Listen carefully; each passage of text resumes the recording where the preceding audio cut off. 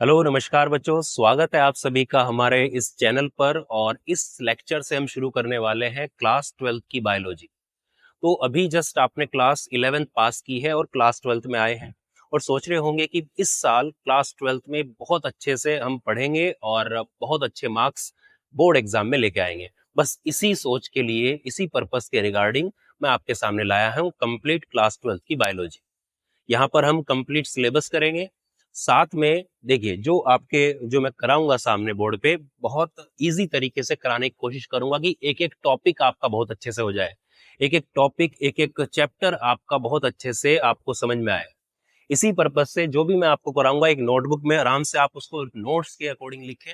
इसके अलावा फिर भी अगर आप चाह रहे हैं कि अलग से नोट्स आपको चाहिए, तो मैं हर एक चैप्टर, हर एक वीडियो या हर एक टॉपिक, जो भी आपकी वीडियो होगी उसके डिस्क्रिप्शन में सेम वीडियो के, सेम लेक्चर के नोट्स, आपको हैंड रिटन नोट्स मेरे बनाए हुए वो आपको मिल जाएंगे।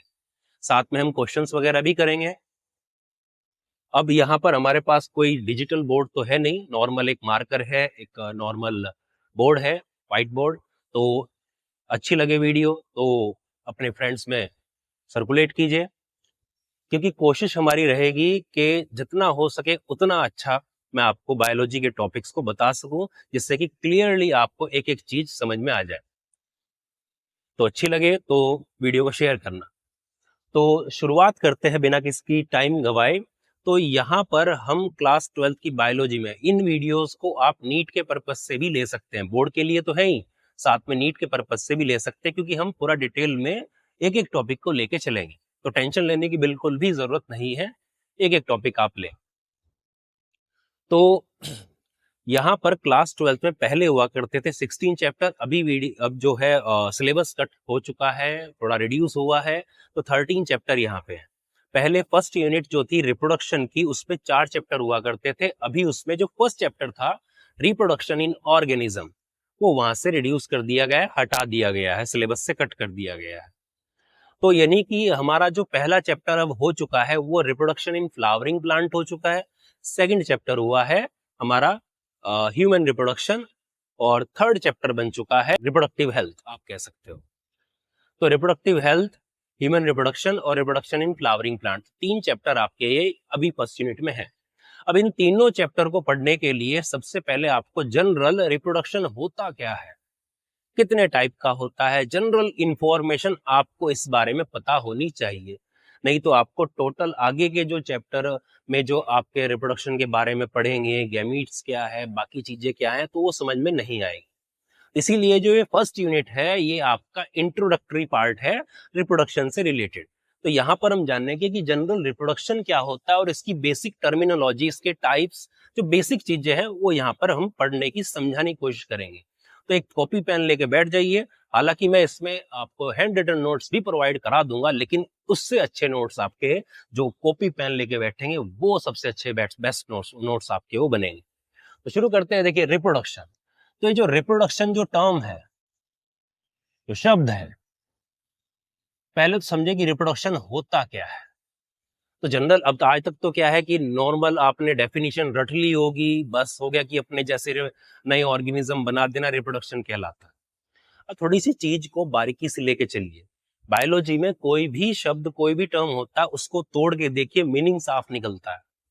तो देखिए, तो इसी टेक्निक के अकॉर्डिंग लेके चलते हैं, एक एक वर्ड को तोड़ के एक एक मीनिंग निकाल के देखिए। हर एक टॉपिक में ऐसा ही कोशिश करेंगे, हम एक यूनिक तरीके से पढ़ाने की कोशिश करूंगा।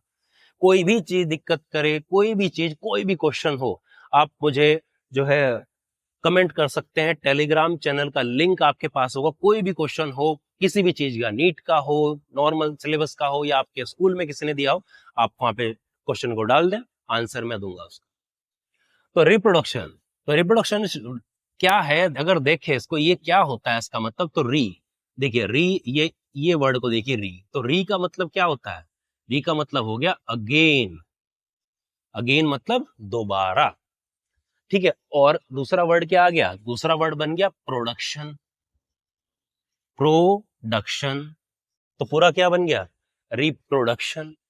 यानी कि दोबारा से रिप्रोडक्शन करना, दोबारा से किसी चीज को बनाना। अब ये रिप्रोडक्शन है किसी चीज, मतलब क्या, हम बायोलॉजी पढ़ रहे हैं तो लिविंग ऑर्गेनिज्म की बात कर रहे हैं। इसका मतलब रिप्रोडक्शन एक बायोलॉजिकल प्रोसेस है, और बायोलॉजिकल प्रोसेस है तो हम क्या बोलेंगे कि लिविंग ऑर्गेनिज्म कर रहे हैं। तो लिविंग ऑर्गेनिज्म कर रहे हैं तो लिविंग ऑर्गेनिज्म दोबारा से अपने जैसे ऑफ स्प्रिंग, बच्चे कहें, ठीक है, या प्रोजेनी जनरेशन, अपने वंश आगे बढ़ाने के लिए ये प्रोसेस करते हैं। इसी को हम रिप्रोडक्शन कहते हैं। तो ये तो उसके अकॉर्डिंग हुआ। तो इसमें यहां से डेफिनेशन क्या बन जाती है कि reproduction is the ability of living organisms. अब लिविंग ऑर्गेनिज्म की ही क्या है, ये एबिलिटी है, या फिर हम बोल सकते हैं कि एक बायोलॉजिकल प्रोसेस है। तो ये एबिलिटी ऑफ लिविंग ऑर्गेनिज्म, इसमें क्या होता है, to produce new offsprings. New offsprings, offspring का मतलब होता है बच्चे, या फिर आप प्रोजेनी भी लिख सकते हो। प्रोजेनी मतलब आगे आने वाली जनरेशन, वंश। तो प्रोजेनी मतलब बोले तो बच्चे, ऑफ स्प्रिंग बोले तो बच्चे, प्रोजेनी बोले तो वंश, जनरेशन। तो to produce new offspring, और एक चीज और ध्यान रखेगा, ऑफ इट्स ऑन काइंड, यानी कि लिविंग ऑर्गेनिज्म की वो प्रॉपर्टी जिसकी वजह से वो नए बच्चे पैदा करे, नए इंडिविजुअल लेके आए दुनिया में। और वो कैसे होंगे, वो उसके खुद के जैसे होंगे, बिल्कुल उसके जैसे होंगे। यानी कि हम कह सकते हैं कि अगर भाई नॉर्मल आप देखते हो बच्चे पैदा होते हैं इंसान के हैं, तो क्या होगा, जैसे 2 हाथ 2 पैर 2 कान, ये एक आदमी के हैं तो बच्चे के भी सेम होते हैं। ऐसा तो नहीं है कि बिल्कुल अलग वो दिखाई दे रहा हो और बाद में वो कन्वर्ट हुआ हो, ऐसा तो नहीं है। सेम जैसा होता है, सेम उसके बच्चे भी हैं, ठीक है। या फिर हम ये कह सकते हैं कि अगर एक इंसान रिप्रोडक्शन करता है, बच्चे पैदा करता है, तो उसका बच्चा भी बड़ा होकर उसके जैसे ही, अपने पेरेंट्स के जैसे ही आगे वो भी जनरेशन और बच्चे आगे ला सकता है। यानी कि एक तो यहां से एक चीज और निकल के आती है कि फर्टाइल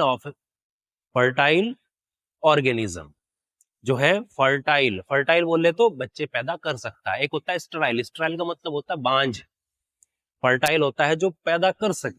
तो फर्टाइल ऑफ स्प्रिंग पेरेंट्स हैं, वो क्या करेंगे, ऑर्गेनिज्म है, वो क्या करेंगे, फर्टाइल ऑफ स्प्रिंग पैदा करें, यानी कि वो बच्चे बड़े होकर वो भी आगे जनरेशन को ला सके। अब ऐसे तो आपने 11th क्लास में फर्स्ट चैप्टर में पढ़ा होगा कि जो म्यूल होता है, खच्चर जो होता है, ठीक है, तो जो गधा और घोड़ी जो होती है, उसके मेटिंग से वो आता है। तो जो म्यूल आता है, खच्चर, वो आगे प्रोडक्शन नहीं कर सकता क्योंकि वो स्टेराइल होता है।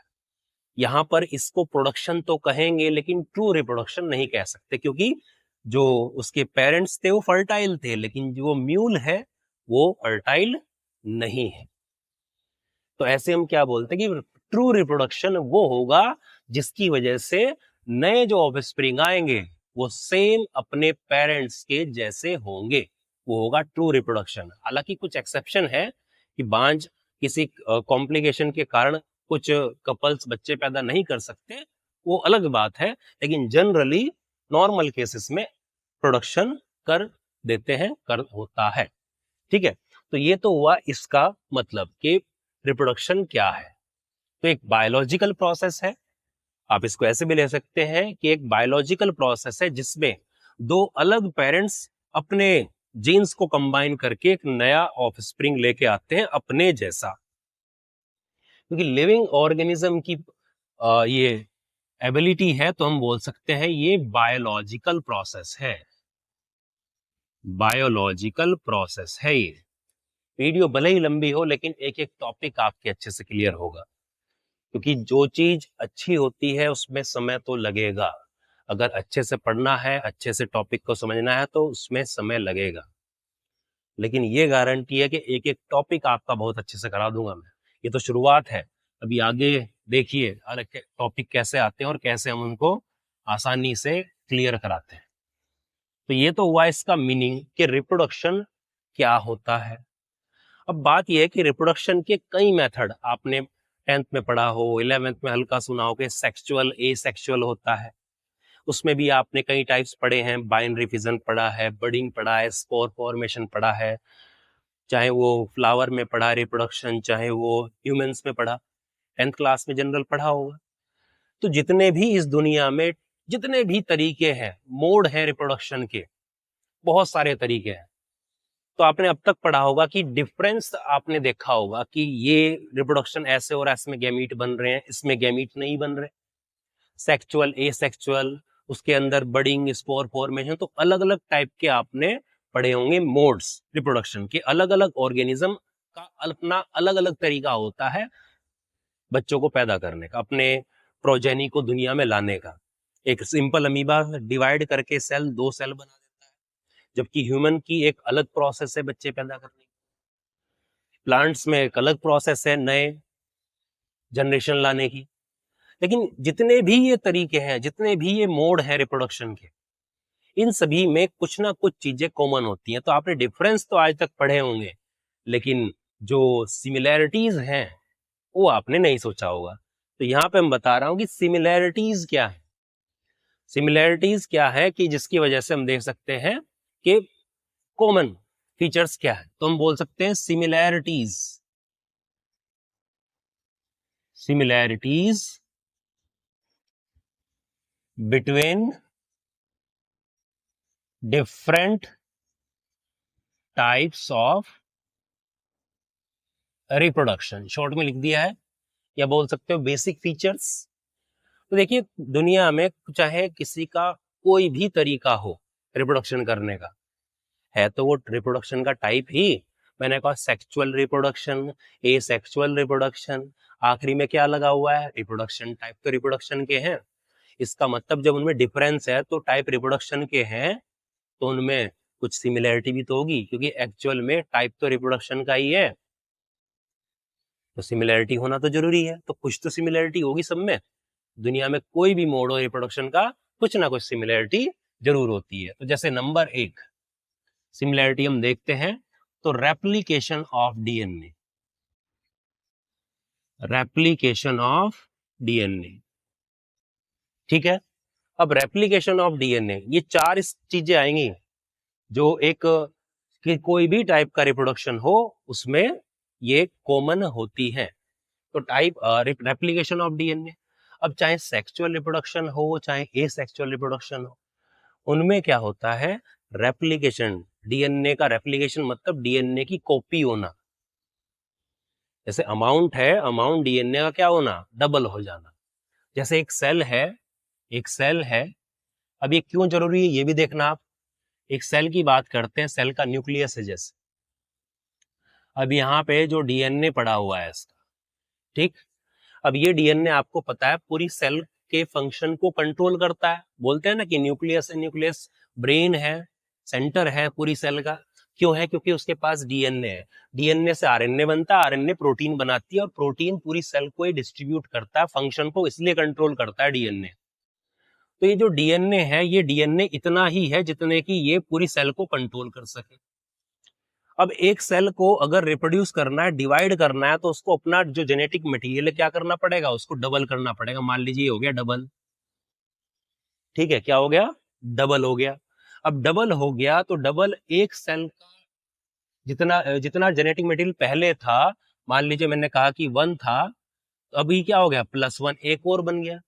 तो जितना मटेरियल पहले था वो सफिशिएंट था पूरी सेल को कंट्रोल करने के लिए, अब इतना ही और बन गया। सेल तो यार उतनी ही है छोटी सी, तो उसको क्या करेंगे, इसलिए अब क्या करना पड़ेगा, सेल को डिवाइड करना पड़ेगा कि भाई आधा तो इधर जा, आधा इधर आएगा। तो जैसे न्यूक्लियस डिवाइड करेगा पहले, तो ये आधा मटेरियल इधर रहा, आधा इधर। बाद में क्या होगा, बाद में एक सेल दूसरी, एक ये बन गई ऐसे, तो ये मटेरियल आधा इधर रह गया, आधा इधर रह गया। इसका मतलब क्या हुआ कि जितना ये डबल हुआ था तो आधा इस सेल को पूरा कंट्रोल करने के लिए सफिशिएंट है, और ये डीएनए इसका इस सेल को पूरा कंट्रोल करने के लिए सफिशिएंट है। तो एक सेल को देखो, रिप्रोडक्शन के लिए सेल का डिवाइड होना जरूरी है और डिवाइड होने के लिए रेप्लिकेशन का होना जरूरी है। तो इसका मतलब कह सकते हैं कि रेप्लिकेशन डीएनए जरूरी है, और चाहे वो सेक्सुअल रिप्रोडक्शन हो या एसेक्सुअल हो। सेक्सुअल होगा तो गैमीट्स बनते हैं हमारी बॉडी में, स्पर्म और ओवा बनते हैं, मेल फीमेल दोनों में। तो वहां पर जो डिवीजन होता है, मियोसिस होता है, तो वो भी तो सेल डिवीजन ही है। उससे क्या है, सेल डिवाइड करके तभी तो बहुत सारे स्पर्म और ओवम बनता है बॉडी में। तो डिवाइड सेल डिवीजन जरूरी है, और सेल डिवीजन के लिए रेप्लिकेशन होना जरूरी है। तो सेक्सुअल हो या एसेक्सुअल हो, रेप्लिकेशन होना ही होना है।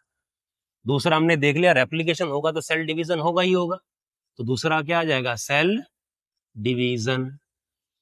तो ये होना जरूरी है। तो ये बेसिक फीचर रहा। तीसरे की बात करते हैं, फॉर्मेशन ऑफ रिप्रोडक्टिव बॉडीज। अब रिप्रोडक्टिव बॉडीज क्या है? जैसे मान लीजिए कि हमने कहा कि आपने जैसे देखा कि भाई मेल गैमीट है, फीमेल गैमीट है, यानी कि स्पर्म है और ओवम है। ये क्या थे, गैमीट थे। सेल बन गई थी, सेल डिवीजन। ये सेल ही तो, गैमीट भी क्या होते हैं, सेल ही तो है। तो ये बन गए थे सेल डिवीजन के बाद में, फ्यूज हुए और क्या बना, 2n, n और n, ये क्या बन गया, आपने पढ़ा होगा जाइगोट बनता है। जब ये जाइगोट बना है तो जाइगोट क्या हुआ, ये रिप्रोडक्टिव बॉडी हुई, रिप्रोडक्टिव बॉडी हुई। अब ये आगे चल के क्या होगा कि development of reproductive bodies into of springs. यानी कि अब ये जो जाइगोट है ये क्या करेगा, ये एम्ब्रियो बना के और नया जो बच्चा है उसको बनाने में ये डिवाइड करके बनाएगा।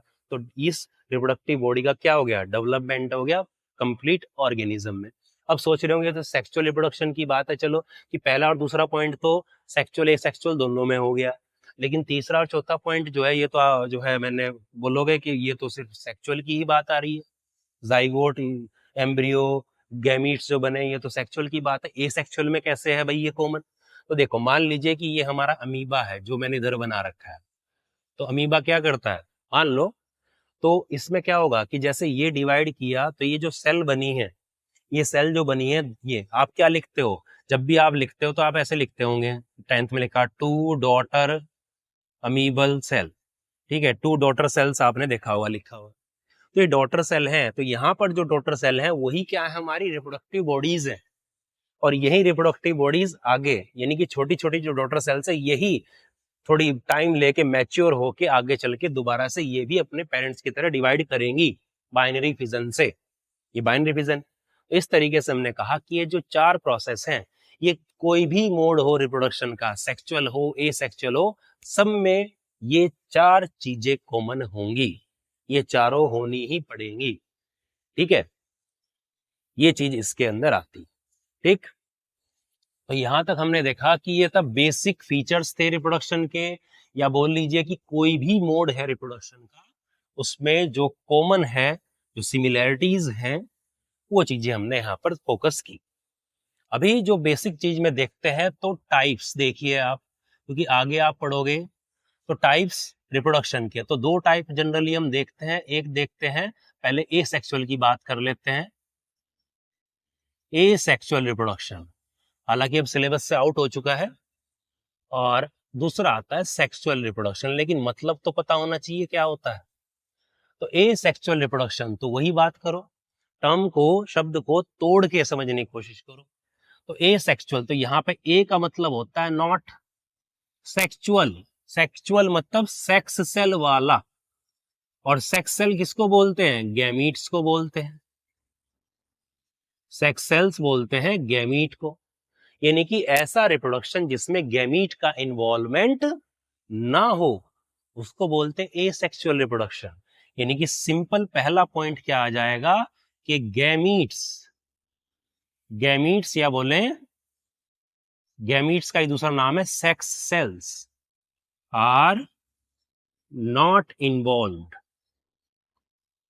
इन्वॉल्व नहीं होंगी। बच्चों अगर आपको नहीं पता है कि गैमीट्स क्या होते हैं, सेक्स सेल्स क्या होती हैं, हैप्लॉइड क्या होता है, डिप्लॉइड क्या होता है, जीन क्या होता है, जीनोम क्या होता है, सेल डिवीजन क्या होता है, एक बेसिक तरीके से मदर सेल्स क्या होती है, मियोसाइट क्या होती है, अगर ऐसी बात है, अगर नहीं पता है तो मैं अभी जस्ट इस लेक्चर के बाद में आपको एक और बेसिक लेक्चर आपको मिल जाएगा जो कि बेसिक इंफॉर्मेशन के बारे में होगा, टर्मिनोलॉजी के बारे में होगा। अगर ऐसी कुछ बात है तो आप कमेंट करें, मैं अगला लेक्चर आपको वो बना दूंगा। उसके बाद में कंटिन्यूअस आपका जो सिलेबस है वो शुरू हम करेंगे, अभी बेसिक चल रहा है, क्योंकि जब तक बेसिक क्लियर नहीं होगा तब तक आपके चैप्टर क्लियर नहीं हो पाएंगे। अगर आपको ये बेसिक टर्म्स नहीं पता है तो मैं आपको अलग से जिसमें टर्म्स हुई होंगे उसकी लेक्चर की वीडियो में आपको बना दूंगा। तो गैमीट्स, सेक्स सेल्स यहाँ पर इन्वॉल्व नहीं है, जबकि यहाँ पर देखते हैं तो सेक्चुअल यानी कि सेक्स सेल्स, सेक्स सेल्स बोले तो गैमीट्स क्या है, इन्वॉल्व है। तो यहां पर पहला पॉइंट क्या हो जाएगा कि गैमीट्स और sex cells are involve, involved. तो इन्वॉल्व का मतलब क्या है कि गैमीट्स का क्या होगा, फॉर्मेशन भी होगा और फ्यूजन भी होगा। जैसे बोलते हैं ना कि फीमेल गैमीट है, ये मान लीजिए फीमेल गैमीट है, और ये क्या है हमारा स्पर्म है, ये मेल गैमीट है। बेटा ये फीमेल का साइन होता है ऐसे, और ये मेल का साइन होता है, सिंबल। तो दोनों जब मिलते हैं तो क्या बनता है, जाइगोट बनता है। ये मान लीजिए जाइगोट बन गया, और जाइगोट क्या, एम्ब्रियो बनाएगा आगे चल के हमारे अंदर, एम्ब्रियो से नया बच्चा बनता है। तो इसमें क्या होगा, फॉर्मेशन और फ्यूजन होगा गैमीट का, ठीक है। तो सेक्स सेल्स इन्वॉल्व नहीं होती हैं एसेक्सुअल में। दूसरा, यहां पर क्या होता है, सिंगल पेरेंट इन्वॉल्व होता है generally, single parent is involved, ठीक है। सिंगल पेरेंट है तो हम बोल सकते हैं यूनिपेरेंटल। तो एसेक्सुअल जो प्रोसेस है वो कैसी है, यूनिपेरेंटल है, ठीक है, एक ही पेरेंट इन्वॉल्व होता है। जबकि सेक्सुअल जो रिप्रोडक्शन है वो कैसी होती है, भाई सीधी सी बात है, जब गैमीट्स का फॉर्मेशन फ्यूजन होता है तो मेल और फीमेल गैमीट आ रहे हैं, स्पर्म और ओवा आ रहे हैं। तो जाहिर सी बात है स्पर्म मेल से आएगा, ओवा किससे आएगा, फीमेल से आएगा। तो इसका मतलब दो पेरेंट्स है, मम्मी और पापा हैं। तो दो पेरेंट्स है तो एक सेक्सुअल रिप्रोडक्शन कैसी है, बाई पेरेंटल होती है। जब ये यूनी पेरेंटल है, एक ही पेरेंट इन्वॉल्व हुआ है, दूसरा तो आया नहीं। तो दूसरा आया नहीं तो दोनों मिलेंगे नहीं, तो वेरिएशन किस बात का। इसीलिए एक सिंगल पेरेंट से बना है। जैसे अमीबा की एक सेल थी, दो सेल में डिवाइड होगी तो आधा इधर गया, उसका गया तो एक ही ऑर्गेनिज्म का। तो एक ही ऑर्गेनिज्म जनरली क्या होता है, जनरली ये क्या से होते हैं, आइडेंटिकल होते हैं, आइडेंटिकल ऑफ स्प्रिंग्स। किसके आइडेंटिकल, ऑफ स्प्रिंग मतलब बच्चे अपने पेरेंट्स के आइडेंटिकल होते हैं, कोई वेरिएशन नहीं दिखाते जनरली। बाकी एक्सेप्शन पे जाए तो वही डीएनए कॉपी के टाइम पे कुछ म्यूटेशन हो सकता है, कुछ वेरिएशन आ सकते हैं, लेकिन जनरली आइडेंटिकल ऑफस्प्रिंग यहाँ पे पैदा होते हैं। जबकि अगर यहाँ पर हम देखते हैं तो भाई 50% मदर से आया, 50% फादर से आया इंफॉर्मेशन, हमारे केस में सेक्सुअल रिप्रोडक्शन के केस में। क्योंकि अपना ह्यूमंस का मैं एग्जांपल इसलिए ले रहा हूँ क्योंकि सबसे इजी है समझने के लिए, सबसे कॉमन जो हम जनरली पता है। तो 50% मदर से 50% फादर से आया। तो ये जो प्रोजेनी है, जो ऑफस्प्रिंग है, तो मैं प्रोजेनी लिखू यहाँ, वो progeny are not identical, identical to their parents, parents के जैसे नहीं होते। हालांकि कुछ सिमिलरिटी यहाँ पर होती है, लगता है कि भाई पापा जैसा लग रहा है, मम्मी जैसा लग रहा है बच्चा, लेकिन कंप्लीटली बिल्कुल फोटोकॉपी नहीं होता।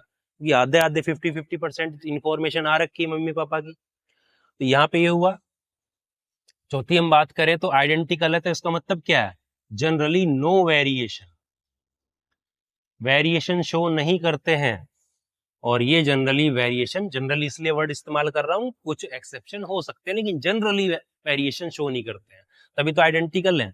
और ये क्या करते हैं, वेरिएशन शो करते हैं। और वेरिएशन क्या है? वेरिएशन मतलब एक ही स्पीसीज के मेंबर के बीच में डिफरेंस का होना वेरिएशन कहलाता है। अभी मैंने कहा कि ये जितने भी टर्म्स है वेरिएशन वगैरह ये सब अगली वीडियो में आपको मैं जनरली मैं इसको क्लियर करूंगा एक एक वर्ड। उसमें टर्म्स, सेलेक्टेड टर्म्स जो पूरी कंप्लीट बायोलॉजी में 12th क्लास की आपकी आएगी, सारे टर्म्स को एक साथ लाके मैं यहाँ पर एक वीडियो में आपको वो कंप्लीट मैं बेसिक टर्म्स उसको करा दूंगा सब, तो उसकी टेंशन ना लें बिल्कुल भी। तो वेरिएशन यहाँ पे शो होते हैं, और वेरिएशन क्या है? वेरिएशन है बेसिस ऑफ एवोल्यूशन, यानी कि एक नई स्पीसीज जो बनती है उसका बेसिस है, उसका आधार है। धीरे धीरे वेरिएशन आते जा रहे हैं बच्चों में, फिर उनके बच्चों में, फिर उनके बच्चों में, लाखों करोड़ों साल चलते चलते कुछ नया बनता है। इसी तरीके से तो हमारा एवोल्यूशन हुआ है। बोलते हमारे एंसेस्टर यानी पूर्वज बंदर जैसे थे, धीरे धीरे धीरे धीरे धीरे लाखों करोड़ों साल तक क्या हुआ? वेरिएशन चलता रहा और आज हम ऐसे हैं। तो वेरिएशन ही क्या है? बेसिस है एवोल्यूशन का, यानी कि यहाँ वेरिएशन नहीं तो कम चांस है। ठीक। दूसरी बात यहाँ पे आती है कि भाई 5वां पॉइंट देखते हैं, तो सेल डिवीजन जो होता है, देखो सेल डिवीजन आपने 11th क्लास में पढ़ा है, दो टाइप के होते हैं, माइटोसिस और मियोसिस। तो यहाँ पर जनरली माइटोसिस होता है एसेक्सुअल रिप्रोडक्शन में, कि जैसे एक बाइनरी फिजन से एक अमीबा डिवाइड करके कितने बन गए? 2 बन गए हैं, क्रोमोसोम नंबर सेम है उनके, तो 2 जो बन गए हैं वो नॉर्मल माइटोसिस से बने हैं। जबकि यहाँ पर क्या होता है? माइटोसिस मियोसिस दोनों है। अगर हम एंजियोस्पर्म की बात करें, जैसे कि फ्लावरिंग प्लांट जो कि हमारा पहला चैप्टर है, हम ह्यूमंस की बात करें जो कि सेकंड चैप्टर है, तो वहां पर क्या होता है? वहां पर meiotic at the time of gamete formation. Gamete formation मतलब भाई मेल में स्पर्म बनना और फीमेल में ओवम बनना। तो इनके टाइम पर तो मियोसिस होता है। मियोसिस में क्या है कि जैसे हमारी सेल है 46 क्रोमोसोम है, तो इससे क्या बनते हैं? इससे 23 सेल वाली सेल बनती है, यानी आधे रह जाते हैं।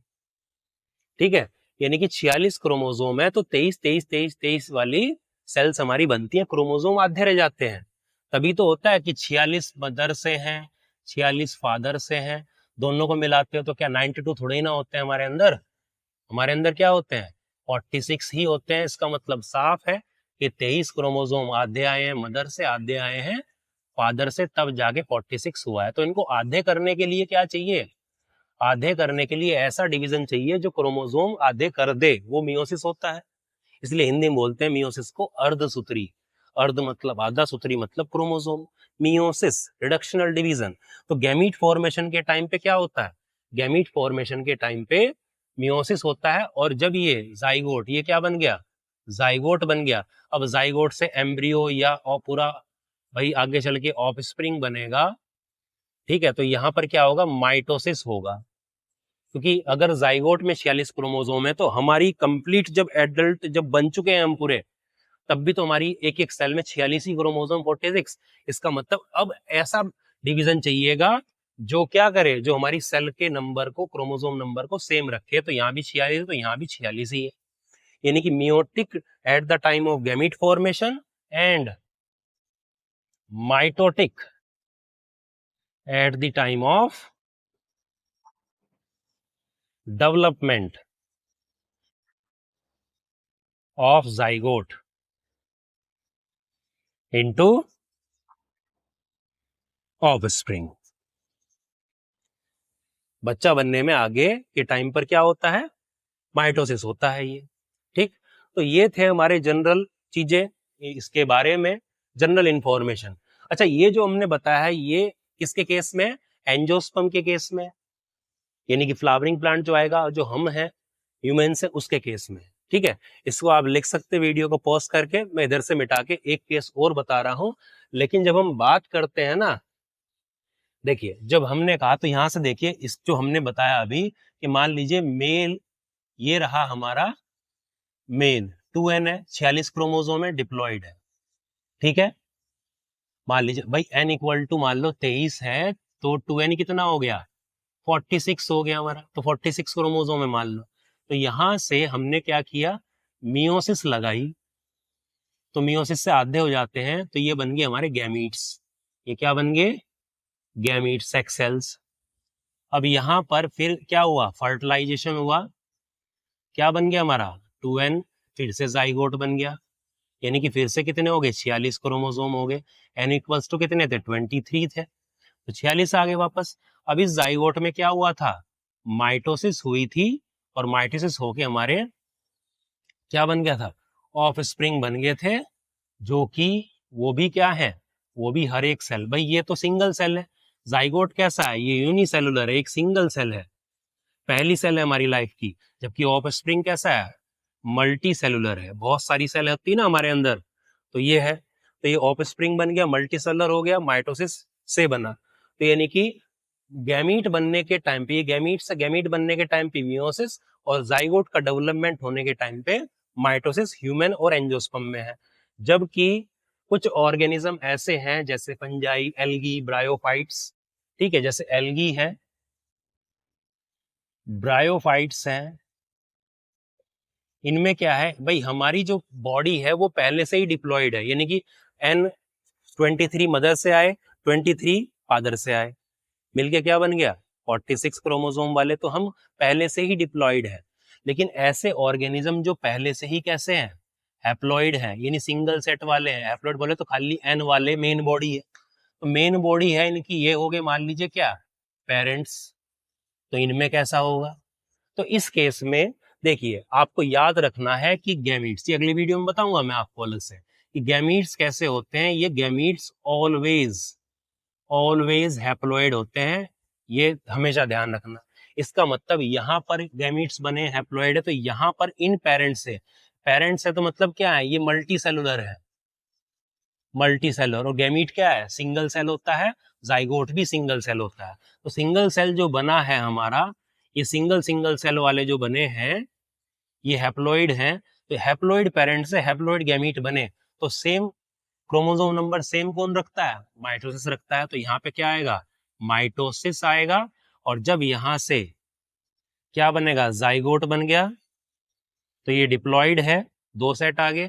अब इससे जो ऑफ स्प्रिंग, क्योंकि अपने पेरेंट्स के जैसे बनना है, जैसे यहाँ पे अपने पेरेंट्स के जैसा बना, तो यहाँ भी इसको भी अपने पेरेंट्स जैसा बनना है, तो ऑफ स्प्रिंग्स जो भी डेवलप होगा उसको एन होना पड़ेगा अपने पेरेंट्स के जैसा, तो यहाँ पर क्या लगेगा, मियोसिस लगेगा।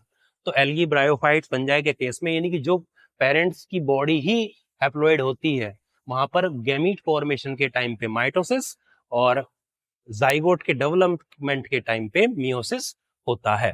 तो ये था जनरल एक इंफॉर्मेशन रिप्रोडक्शन के बारे में। अगली वीडियो में हम लाएंगे जितनी भी बायोलॉजी में क्लास 12 में जो जनरल टर्म्स इस्तेमाल होते हैं, जो आपको परेशान करते हैं पूरे सिलेबस के दौरान, उसकी एक कंप्लीट वीडियो में अगले लेक्चर में ला रहा हूं, और उसके बाद में हम चैप्टर की शुरुआत करेंगे प्रॉपर तरीके से। तो वीडियो अच्छी लगी, समझ में आया हो तो शेयर करें अपने दोस्तों के साथ में, और अगर कुछ दिक्कत आई हो, कुछ समझ में ना आया हो, या कुछ आपका सुझाव हो कि इससे आप और इम्प्रूव कर सकते हैं अपनी वीडियो को, तो कमेंट जरूर करें, मुझे बहुत अच्छा लगेगा। और कोई भी क्वेश्चन हो, कोई डाउट हो, तो टेलीग्राम का लिंक आपको वीडियो के डिस्क्रिप्शन में मिलेगा, आप सीधा अपना क्वेश्चन वहां पे फोटोग्राफ या टाइप करके डाल दो, आपको उसका जवाब जरूर मिलेगा, या आप कमेंट में भी क्वेश्चन पूछ सकते हैं। Thank you.